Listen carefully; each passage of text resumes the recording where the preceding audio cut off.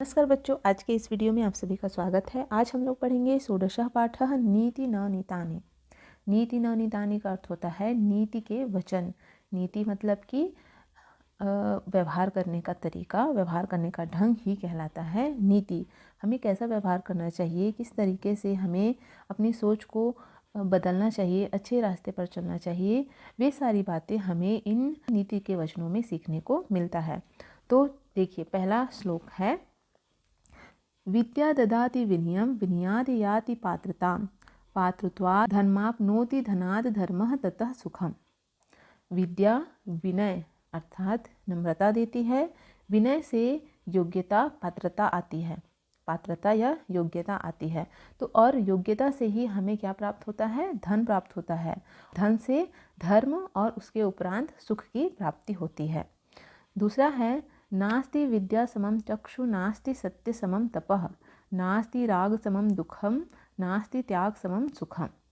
तो इस श्लोक का अर्थ है, विद्या के समान चक्षु मतलब कि नेत्र दृष्टि नहीं है, सत्य के समान कोई तपस्या या साधना नहीं है, राग समम दुखम मतलब ईर्ष्या द्वेष जो हम दूसरों से करते हैं, जो हमारे मन में जलन की भावना होती है, उससे क्या होता है? दुख प्राप्त होता है। तो यहाँ पे लिखा गया है कि राग के समान कोई दुख नहीं है, ईर्ष्या के समान कोई दुख नहीं है और त्याग के समान कोई सुख नहीं है। जब हम अपनी कोई प्रिय वस्तु किसी ऐसे इंसान को दे देते हैं जिसे बहुत ज़्यादा ज़रूरत होती है, तब उस समय हमें बहुत सुख की अनुभूति मिलती है, अंदर से हमारा दिल मन खुश हो जाता है।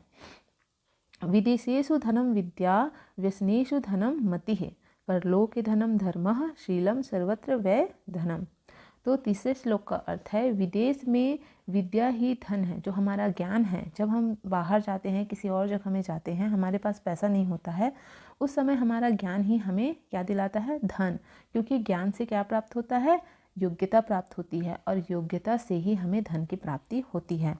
व्यसनेषु मतलब व्यसन का अर्थ होता है गलत कार्य या जैसे कि लत वगैरह, ये कहलाता है व्यसन।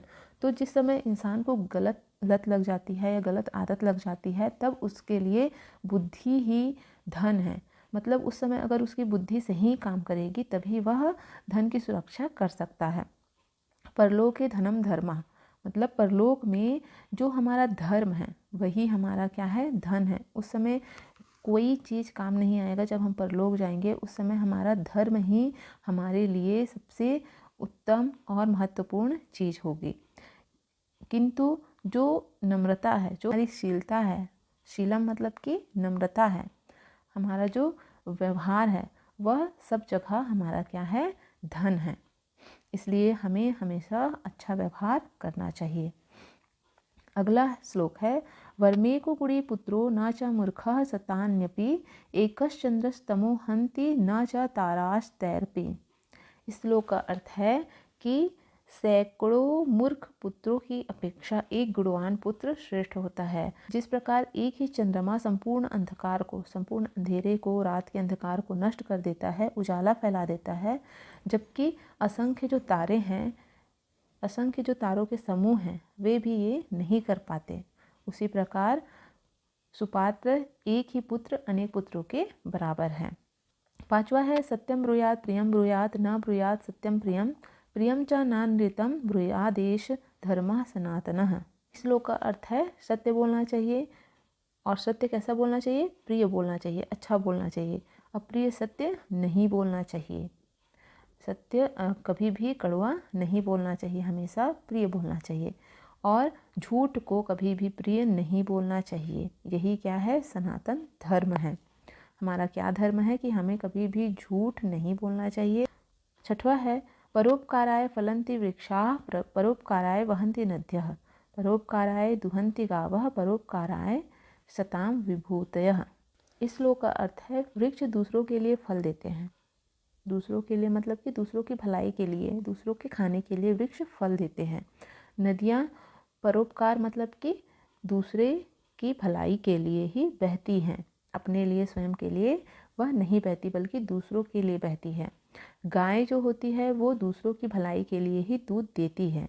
और वैसे ही सज्जन पुरुष जो होते हैं, अच्छे पुरुष जो होते हैं, उनकी जो धन संपत्ति होती है, जो वैभव होता है, वे परोपकार यानी कि दूसरों की भलाई के लिए ही होता है। अयम निजः परो वेति गणना लघु चेतसाम उदार चरिता नाम तु वसुधैव कुटुंबकम। तो इसका अर्थ है यह अपना है, यह पराया है। ऐसी गणना या ऐसी सोच दूसरे ऐसी सोच को रखते हैं जिनकी बुद्धि छोटी होती है, जो छोटी सोच वाले होते हैं, वे ऐसी गणना करते हैं कि जो उदार चरित्र वाले दयालु इंसान होते हैं, उनके लिए तो संपूर्ण जो पृथ्वी है, संपूर्ण पृथ्वी के लोग ही क्या है, परिवार के समान होते हैं।